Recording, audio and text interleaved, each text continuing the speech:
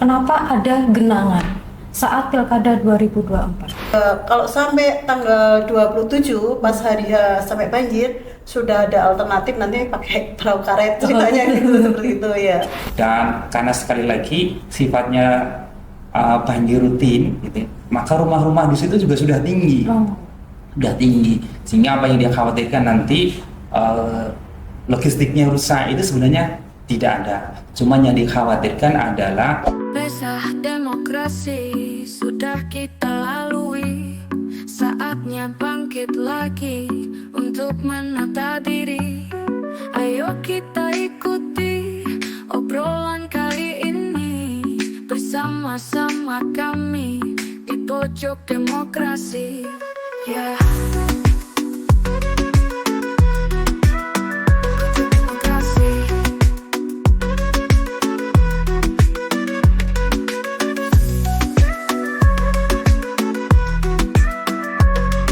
Halo sahabat Bawaslu, kembali lagi di Pojok Demokrasi bersama saya Isti.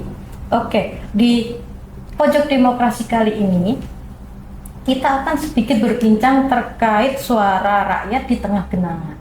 Nah, penasaran kan ya, masa menjaga suara rakyat itu di tengah genangan? Emang ada apa sih di Pilkada 2024 kok bisa ada genangan? Nah, biar nggak bertanya-tanya, kami Bawaslu Boyolali sudah menghadirkan. Beliau-beliau ini adalah Panwascam di Kecamatan Ngemplak saat pemilu dan pilkada tahun kemarin ya kawan-kawan Bawaslu sekalian. Oke, mari kita perkenalkan dulu nih, masing-masing satu-satu dulu. Yang pertama adalah ketuanya nih, Bapak Ismail. Monggo Bapak perkenalkan diri dulu Pak. baik, siap. Terima kasih Mbak Esti dan sahabat Bawaslu dimanapun berada. Saya Ismail, anggota pemilu di Pemilu Legislatif dan Presiden, kemudian di 2024 di pilkada bergantian peran sama Mas Angga untuk menjadi ketua di pemilu kada bupati dan gubernur 2024. Sebelumnya saya pernah jadi anggota PPK, pernah jadi anggota PPS, dan sebelum-sebelumnya lagi berkali-kali pernah menjadi pengawas lapangan. Kalau dulu istilahnya PPL, pengawas pemilu lapangan, yang sekarang berubah menjadi PKD, pengawas kelurahan atau desa. Saya kebetulan orang asli Kismoyoso yang saat ini kita diskusikan, kita obrolkan, yaitu Kismoyoso. Dan sehingga saya mengetahui persis ya, daerah Beran itu sejak dulu sampai sekarang, entah sampai kapan mungkin akan terjadi banjir lagi.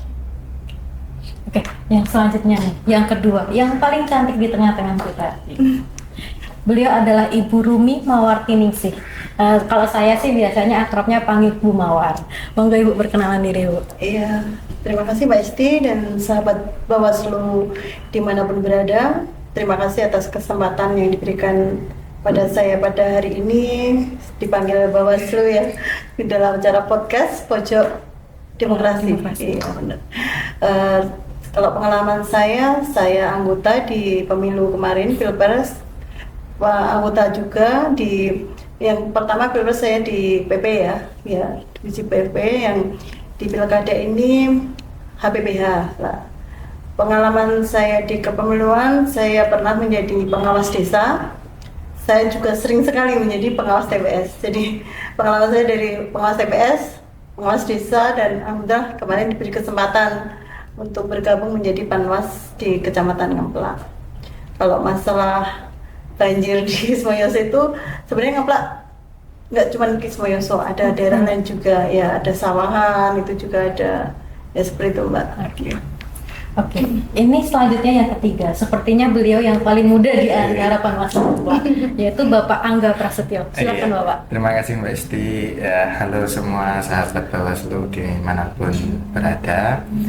Jadi saya Angga Prasetyo ya, terkait dengan pengalaman kepemiluan saya 2017 sampai 2019 itu pernah menjadi PPK di Kecamatan Ngemplak Kemudian tahun 2020 menjadi Panwascam di Kecamatan Ngeplak dan berlanjut sampai tahun 2024 ya, masih di Panwascam Kecamatan Ngeplak ya, masih di Bawaslu ya, karena terlalu cinta ya.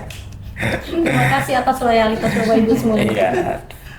Terkait dengan banjir dan genangan, memang daerah saya tidak ada, khususnya di desa kelahiran saya di Ndibal, Ngemplak Boyolali. Tapi tadi sudah disebutkan sama Mas Ismail, memang di daerah Kismoyoso ya yang terjadi, dan tadi disebutkan Mbak Rumi di daerah Sawahan ya. Jadi tapi kita dalam melaksanakan pekerjaan kita saling melengkapi, jadi kita tahu betul keadaan bagaimana genangan air itu terjadi di Kecamatan Ngeplak begitu. Oke, terima kasih. Nah, sahabat Bawaslu semua udah tahu kan dari cerita-cerita mereka, sedikit profil rekan mereka itu memang benar-benar cinta terkait pengawasan. Sudah lama bergabung sebagai pengawas pemilu. Entah dari, mohon maaf Pak, dari tahun berapa Pak mulai bergabung Saya masih jadi ketika partisipan? pemilu pertama itu sudah 99 itu saya sudah menjadi penyelenggara. Ibu, mohon maaf. Kalau saya jam masih kuliah tahun 2000-an mungkin. Ya. Jenengan Pak? Saya langsung tahun 2017. 2017, luar biasa. Oke, berarti tidak diragukan lagi atas loyalitas bapak-bapak dan ibu-ibu ini. Oke, biar tidak mengulur banyak waktu dan menambah rasa penasaran sahabat Bawaslu sekalian, mari kita saja langsung menanyakan, apa sih yang terjadi sebenarnya saat insiden jadi saat akan dilaksanakannya pemungutan suara, sehingga mereka harus menjaga suara rakyat di tengah genangan pada Pilkada 2024. Oke, pasti teman-teman penasaran Ibu, kenapa ada genangan saat Pilkada 2024? Monggo, apa ini? Apakah ada banjirkah di Ngemplak, atau sungai yang meluap, atau aliran air dari mana itu yang meluap? Itu bagaimana? Kenapa bisa ada genangan di Pilkada 2024? Ya, baik Mbak Isti dan sahabat Bawaslu dimanapun berada, mungkin ada yang bertanya, Iya. kok di Boyolali ada banjir? Dan Sementara Boyolali itu adalah dataran tinggi, bahkan Betul. dekat dengan gunung. Kita perlu sampaikan bahwa di Boyolali memang ada banjir. Tapi banjir itu adalah banjir yang musiman, oh, terutama di Kismoyoso, tepatnya di desa Beran itu ya. Itu memang langganan banjir. Kenapa terjadi banjir? Karena memang kondisi sungai yang sangat kecil, sehingga tidak mampu menampung aliran air dari daerah barat atau dari atas, yaitu dari Boyolali. Bahkan pernah terjadi di situ tidak hujan pun pernah terjadi banjir karena atas banjir, karena atas hujan deras, sehingga di daerah situ itu sudah tidak asing lagi ketika ketika hujan ada air banyak, bahasanya air banyak. Tetapi kalau memang deras memang sampai tinggi. Tetapi itu tidak lama karena sifatnya hanya karena sempit, kemudian yang bawah, curahnya. sungai yang bawah itu besar lagi. Karena di situ ya kembali kepada tingkah laku kita, tingkah laku manusia, yang sebenarnya semua sungai itu kan ada bantarannya, yang itu fungsinya sebenarnya untuk menampung air ketika sungai itu tidak mampu menampung air, sehingga ke atasnya, ke dataran ke bantarannya itu. Tapi karena di situ sudah pada dibangun, ya akhirnya ke jalan gitu ya, seperti yang kita lihat selama ini. Oh, jadi gini Pak, jadi karena itu tampungan sungainya udah nggak muat, yang harusnya bisa tertampung di bantaran, tapi bantarannya sudah digunakan oleh Manusia. manusia. Jadi itu malah sebenarnya mengganggu manusianya itu sendiri. Iya. Ya, Pak? Gitu. Tapi ya begitulah, karena mungkin tidak ada yang mau ditempati akhirnya di situ. Gitu. Iya. Terus mohon ini, itu terjadi di Kismoyoso. Kalau boleh tahu detailnya itu di TPS berapa Ibu? Kalau di TPS-nya itu sebenarnya kan TPS 1 sama 3. TPS 1 itu di rumah, tapi rumahnya udah tinggi Mas, Mbak. Jadinya kan aman. Kalau yang di TPS 3 itu kan di SD. Iya. Pertama kan tanggal 24 itu kan banjirnya. Terus tanggal 25 itu Bawaslu, KPU, semua kan datang ke sana ya. Sama pihak aparat pemerintah di sana juga, di Ngempla ada Pak Kapolsek, Koramil dan sebagainya juga. Akhirnya yang awalnya itu harusnya di teras, di halaman SD, terus kita kasih alternatif, kita pindahkan ke atas, jadi ke kelas. Jadi kelas itu ada sekatnya itu kayak apa ya Mbak, triplek apa gitu. Sekatnya kita buka untuk ukuran 10 kali 8 sesuai ukuran ya. Sesuai itu ada penerangan juga bagus. Akhirnya solusinya di situ dipindahkan ke atas. Kalau yang TPS 4 itu sebenarnya nggak banjir, cuman akses ke jalan menuju ke situ itu banjir ya, seperti itu. Terus juga kalau sampai tanggal 27 pas hari H sampai banjir sudah ada alternatif, nanti pakai perahu karet ceritanya gitu seperti itu ya. Ya seperti Bang Mael tadi bilang ya, karena sungai itu sebenarnya menurut saya itu sungai itu selain dipakai itu juga sungai itu kecil, ininya juga tinggi sekali ya seperti itu, makanya banjirnya itu kayak banjir musiman. Iya. Itu kan waktu terkait pemungutan dan penghitungan ya Bu ya. Iya. Terus kayak distribusi logistik sebelum hari H itu kan saya tadi Ibu cerita dari tanggal 24 itu sudah mulai ada genangan, sudah mulai ada air yang meluap. Nah itu bagaimana distribusi logistiknya dan pengawasannya bagaimana? Kalau tanggal 24 itu kan udah ini Mbak, pas banjirnya. 25 itu udah surut. Jadi seperti Bang Mel bilang tadi, surutnya juga cepat ya seperti. Jadi tanggal 25 itu sudah surut. Tanggal 26 itu kan logistik toh. Ya. Itu aman. Iya, aman sebenarnya. Kondisinya itu sebenarnya pas hari H sama pas sebelum hari H pas itu aman, kondisinya nggak ada banjir gitu. Cuma pas sebelumnya itu. Berarti ini sebenarnya kan ini udah dari dulu ya Pak ya, udah dari dulu sering ada banjir gini. Berarti ini sudah masuk ke peta apa ya, kerawanan agar kita lebih waspada terhadap banjir gitu ya Pak ya. Jadi apa ya, opsi-opsi alternatifnya gitu sudah disusun juga dari awal. Seperti yang Ibu bilang tadi ya Bu ya. Dan nanti kalau ada banjir lagi berarti kita harus pakai apa? Perahu karet gitu. Terus sudah ada opsi, nanti kalau di luar nggak bisa berarti dimasukkan ke dalam kelasnya. Izin menambahkan ya terkait dengan mengapa di Kecamatan Ngemplak, terutama di Desa Moyoso itu ada genangan air ya. Jadi memang sejarahnya tadi sudah disampaikan, karena memang ada aliran air dari barat menuju ke timur, dan pada waktu itu sebenarnya sudah ada sungai yang besar, tapi karena ada pembangunan yang pertama itu karena ada pembangunan bandara di Sumarmo, kemudian yang kedua ada pembangunan jalan tol ya, tol Solo Jakarta dan Solo Jawa Timur, Solo Jogja dan sebagainya. Sungai-sungai yang besar-besar itu kemudian itu ada katakanlah ada pembelokan arah, sehingga sungai yang besar itu terdegradasi sehingga menjadi sungai-sungai yang kecil, dan aliran yang kecil itu saya perkirakan lebarnya hanya 2 meter.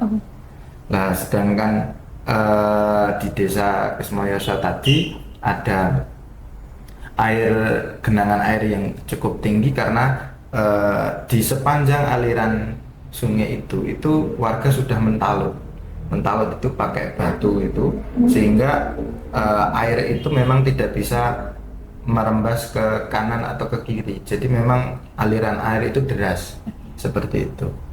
Nah itu tambahan dari saya begitu.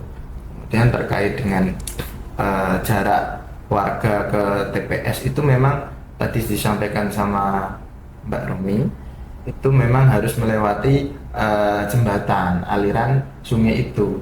Lah, jika terjadi banjir, berarti tadi ada yang menyampaikan kita pindah TPS juga bisa.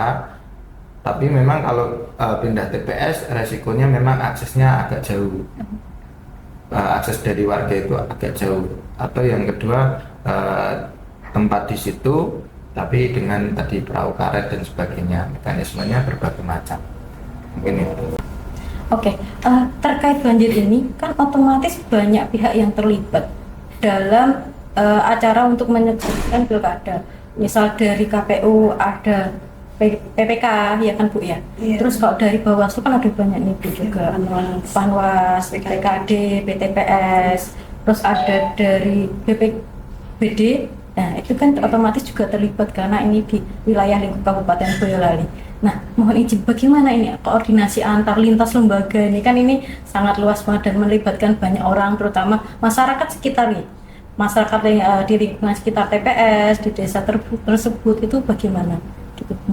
Ya, baik Mbak Isti, karena banjir di Kismoyoso di Berang itu sifatnya adalah rutin, maka kita dan teman-teman PPK itu sudah antisipasi, ya. Sehingga kita sudah petakan, kita koordinasi sama PPK, kemudian PPS dan pengawas desa kita. PKD. Bagaimana kalau hujan ini nanti tidak henti-henti dan kedepannya kok masih hujan lagi, kita sudah petakan dan antisipasi, yaitu yang biasanya kita pemilu itu langganannya di situ itu adalah di halaman. Yeah. Maka sudah kita antisipasi nanti kalau di halaman banjirnya nggak surut, maka naik ke atas emperan. Kalau emperannya nggak masuk lagi, Yeah. maka di dalam kelas, mungkin juga dengan yang lain-lain. Dan karena sekali lagi sifatnya banjir rutin, gitu, maka rumah-rumah di situ juga sudah tinggi.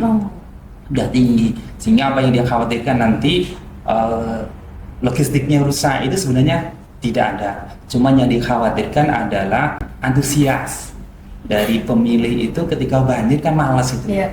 Karena sekali lagi Itu effort ya Pak. harus melewati sungai itu. Genangan. Itu ada genangannya banyak. Ngopo dadaan nyoblos itu kan mungkin di benak itu. Maka antisipasi kita adalah antusiasme dari pemilih supaya tetap antusias itu. Berarti tantangan terbesar apa Pak dalam proses pengendalian genangan dan banjir ini Pak? Kalau Tantangan terbesar air ini. itu sifatnya kita hanya menunggu, ya. Oh iya. Menunggu waktu nanti akan hilang sendiri seperti biasa-biasanya. Maka yang kita rencanakan ketika banjir itu ada, maka adalah memastikan bahwa logistik itu dikirim tepat waktu, ya. Kemudian logistik dikirim tepat jumlahnya, Oh, iya. dan tidak ada kerusakan di situ. Kita pastikan itu, gitu. Sehingga kami kan teman-teman penyelenggara yang lain itu juga dulunya juga teman-teman kita juga, maka pasti akan menginformasikan update-nya air, update-nya suasana di situ, pasti saling menginformasikan sehingga kita bersama-sama untuk mengantisipasi kalau banjir susulan airnya itu tidak segera surut. Berarti meskipun ini menurut saya kalau di lapangan itu akan ada kepanikan saat pengawasan, saat distribusi logistik, apalagi kan kita pengawas ya Bu ya Pak. Jadi sedikit celah pun kan harus kita awasin bersama. Gitu. Iya, intinya gini Mbak Jamil, intinya kan kita memastikan logistik itu sampai lokasi TPS dengan aman dan juga tercukupi, istilahnya kan seperti itu. Dan kemarin kalau masalah tempat juga seperti kayak Koramil pun, kayak Kapolsek dan sebagainya itu sudah memastikan lebih baik dipindahkan ke atas, ke kelas itu juga kan. Jadi sudah ada koordinasi, di situ juga ada PPK, ada Panwas Desa, PPS juga di situ. Panwas TPS pun juga yang TPS 3 itu kan Mas Pandu tuh, itu juga langsung gercep istilahnya seperti itulah, kita koordinasinya juga bagus. Berarti sebelum pelaksanaan ini otomatis bapak-bapak dan ibu-ibu mewanti-wanti nih, istilahnya kasih warning dulu nih ke PTPS kita dan PPK ya Pak ya. Bagaimana ini nanti kalau sampai ada seperti ini, koordinasinya bagaimana gitu ya Bu ya. Nah, apa sih yang Bapak Ibu ajarkan pertama kali, apalagi untuk PTPS ya, yang mengawasi langsung di TPS tersebut sama PKD?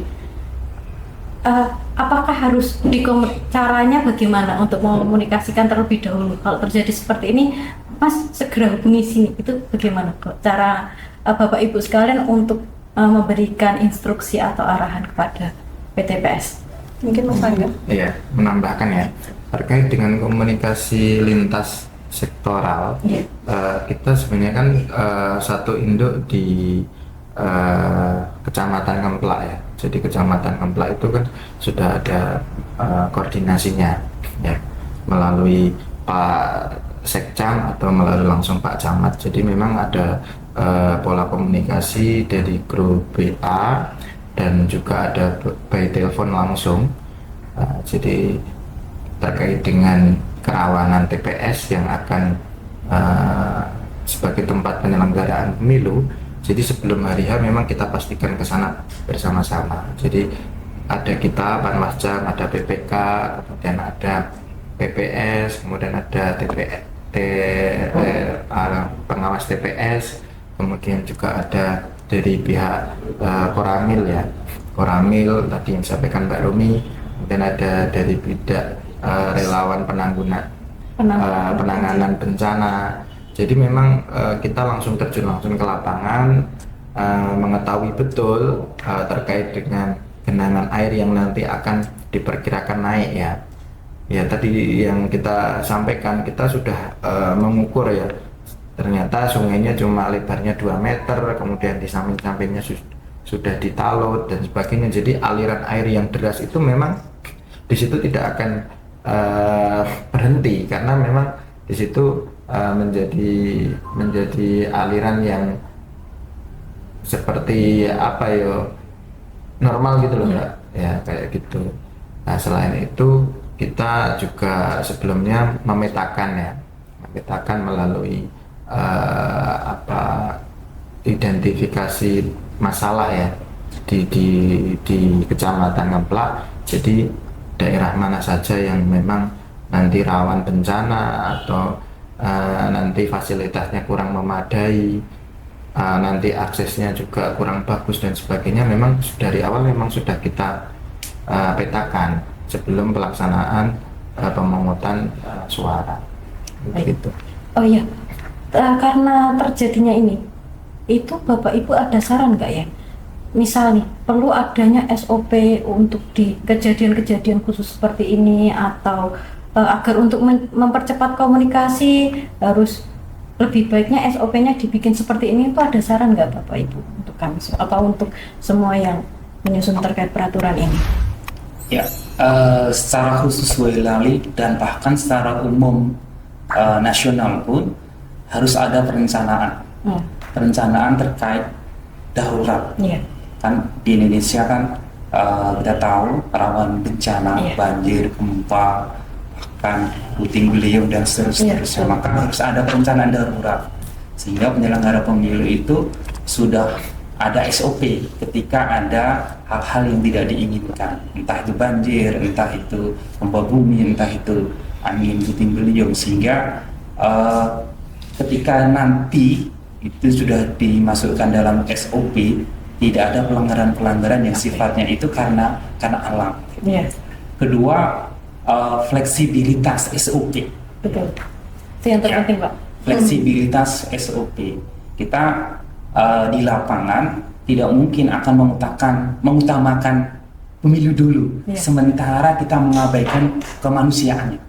Ada kebakaran, ada banjir, ada gempa bumi, kok yang diurus pemilunya dulu ya? Maka harus ada fleksibilitas terkait dengan kemanusiaannya. Harus ada SOP khusus ketika ada bencana. Contoh adalah banjir. Apakah harus tetap dipaksakan? Ketika banjir memang tidak surut-surut dan sementara daerahnya kena banjir, orangnya harus diamankan dulu gitu. Sehingga sekali lagi pertama adalah harus ada perencanaan hal-hal yang berkaitan dengan darurat. Kedua adalah fleksibilitas SOP, tidak harus kaku-kaku ketika memang secara fakta memang terjadi bencana gitu. Berarti secara di lapangan untuk saat ini berarti sudah lumayan bisa mengakomodir ya Pak ya, SOP yang saat ini ada. Iya. Sementara ini sudah lumayan mengakomodir, dan apalagi kalau kedepannya itu memang apa ya benar-benar direncanakan sejak awal, ya, rencanakan sejak awal sehingga kita apa ya bisa persiapan. Syukur-syukur nanti kedepannya apa pemilu ini bisa lebih modern lagi sehingga orang nyoblos itu tidak harus 1 hari menurut saya, tidak harus 1 hari, ada jangka waktu sehingga fleksibilitasnya ada, kesibukannya masing-masing, tidak harus libur. Pemilu harus libur nasional. Jadi nggak ada alasan lagi untuk golput. Iya, betul. Fleksibilitasnya di situ ya. Ini pemikiran saya tidak harus 1 hari kalau saya. Tidak harus 1 hari. Boleh jadi karena nanti pemilunya elektronik barangkali sehingga waktunya mau nyoblos dimanapun bisa, kesibukan apapun bisa sehingga partisipasinya Lebih tinggi. ya lebih tinggi lagi. Oke, sahabat Bawaslu, mumpung masih ada banyak senior-senior kita di sini, saya ingin menggali lagi nih, banyak ilmu dan informasi kepada beliau-beliau ini terkait pilkada dan pemilihan. Mohon maaf, masih ada nggak sih Pak Bu pengalaman menarik atau kejadian-kejadian unik yang terjadi saat pilkada 2024 kemarin? Kalau yang selain Kismoyoso, Iya. sebenarnya itu ada Mbak, daerah Meletan itu maksudnya di Sasawan, itu juga banjir. Tapi kemarin itu setelah pemilu ya, itu kemarin dari pihak kecamatan dan juga dari berbagai pihak itu membesarkan sungai. Jadi sungai itu dibesarkan terus kayak dikeruk ya, Untuk pelebaran dan pelebaran ya seperti itu. Jadi alhamdulillah sekarang kemarin banjir juga banjir sampai ya Mas ya, pas setelah pemilu loh itu Iya. juga banjir, sekarang sudah aman lah. Nah, jadi menambahkan ya terkait tadi ya di Desa Sawan itu sudah ada normalisasi sungai, akhirnya rawan banjir itu bisa kita hindari yang begitu. Kemudian yang kedua, pengalaman khusus yang kita tangani di Kecamatan Kempla itu ada satu TPS 7 juga itu di Desa Amberan juga di Kismoyoso. Itu ternyata waktu malam sebelum pelaksanaan pemungutan suara itu ternyata hujan atapnya itu bocor. Akhirnya kan air itu mengalir dari atas turun ke bawah itu kena kotak-kotak suara. Tapi untungnya SOP dari KPU itu kan kotak suara dibungkus dengan plastik. Iya.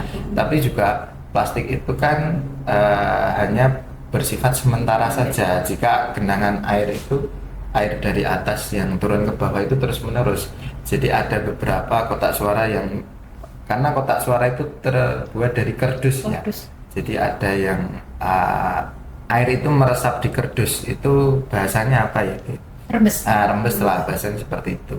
Jadi kita melakukan pemindahan ya, pemindahan kotak suara tapi di ruangan yang lain yang tidak ada genangan air ataupun tetesan air dari akibat genteng atau atap yang bocor. Itu pertama. Yang kedua juga ada di Desa Sobokerto waktu itu. Jadi memang tapi itu H-2 ya, jadi sebelum pelaksanaan pemungutan suara. Itu dikumpulkan di situ sebelum didistribusikan ke TPS. Ternyata atap kantor balai desa itu memang bocor. Akhirnya juga air juga mengenai banyak sekali logistik ya. Tapi ya tadi SOP dari KPU itu memang membungkusnya dengan plastik tapi tidak bisa bertahan lama. Akhirnya juga ada beberapa yang rembes ya. Seperti itu. Kejadian yang lain. Berarti dari KPU pun sebenarnya sudah mewaspadai ya Pak ya, sudah bersiap-siap antisipasi terkait adanya hal-hal yang di luar di luar prediksi kita, di luar rencana kita. Jadi emang logistiknya sudah diamankan sebaik mungkin, dari packagingnya, dari cara distribusinya dan penyimpanannya memang sudah diatur dari KPU.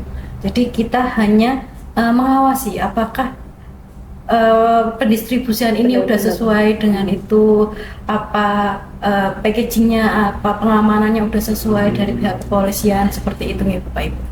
Oke, Pak Bu, ini kan pertanyaan saya udah habis. Jawaban-jawaban Bapak Ibu sudah mengisi semua rasa penasaran saya terkait kenapa sih kok ada genangan. Nah, selanjutnya nih, mohon Bapak Ibu bisa memberikan sedikit saran-saran atau masukan agar penyelenggaraan pemilu dan pilkada di tahun-tahun berikutnya akan lebih baik, agar lebih lancar dan lebih dapat menjalin integritas antar pihak-pihak panitia penyelenggara pemilu. Silakan Pak.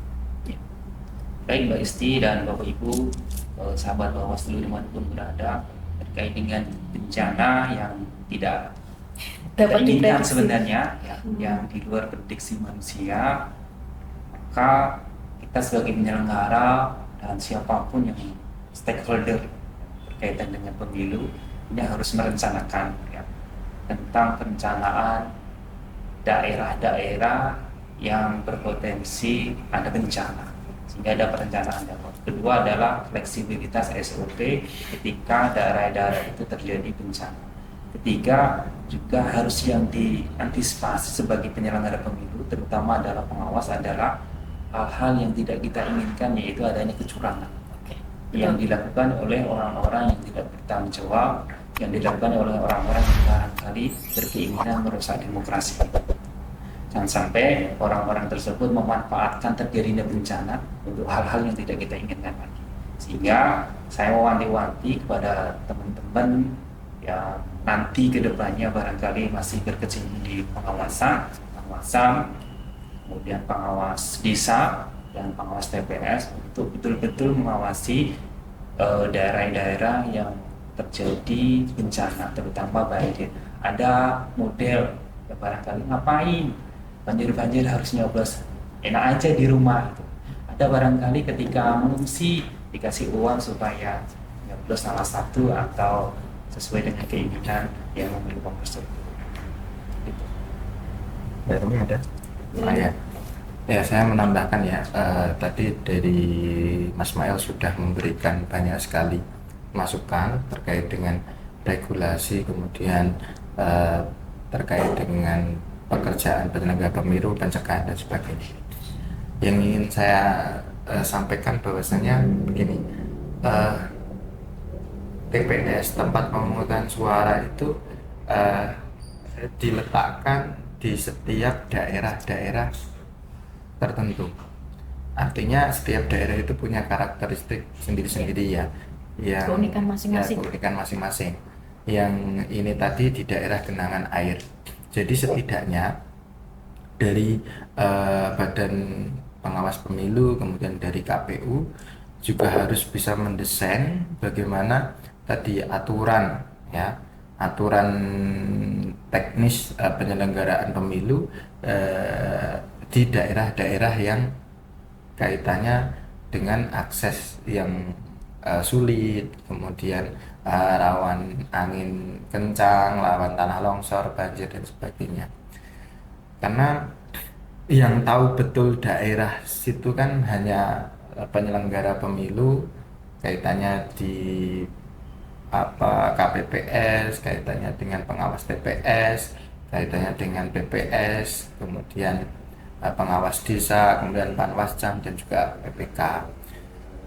Dengan kondisi wilayah yang seperti itu harus bisa mencari solusi secara bersama-sama. Artinya pemerintah harus duduk bareng dengan masyarakat di sekitar, kemudian meninjau lokasi bagaimana ke depan agar pelaksanaan pemilu baik itu pileg, pilpres ataupun pilkada itu tingkat partisipasi masyarakat itu bisa tinggi, karena bagaimanapun ujungnya dari pemilu itu kan hanya kita bisa menilai dari tingkat partisipasi masyarakat. Jika masyarakat berpartisipasi tinggi, berarti pemilu yang diselenggarakan itu baik, sukses ya, aman, lancar. Tapi jika memang nanti tingkat partisipasi masyarakat rendah, berarti di situ ada kendala apa, dan itu bisa dibicarakan secara duduk bersama dan juga terjun ke lokasi. Ibu Kem mungkin sedikit terima kasih Mbak Isti dan semua sahabat Bawaslu dimanapun berada. Sudah disampaikan oleh dua rekan saya, Mas Angga dan Mas Mail. Intinya kan gini Mbak, lebih memprioritaskan yang kira-kira TPS yang kena rawan banjir ya seperti itu dan sebagainya, itu lebih prioritaskan oleh pihak penyelenggara baik KPU maupun Bawaslu.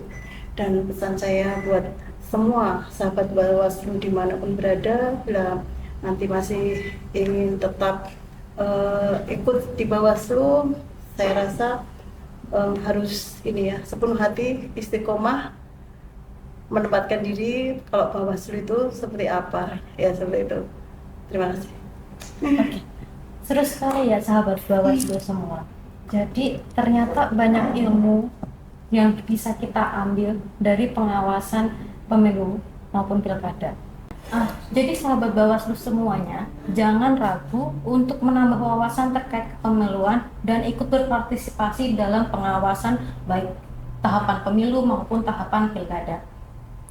Dan terima kasih atas kehadiran Bapak Ibu semuanya di sini, sudah memberikan kami informasi dan bertukar informasi pengalaman terkait Pilkada 2024.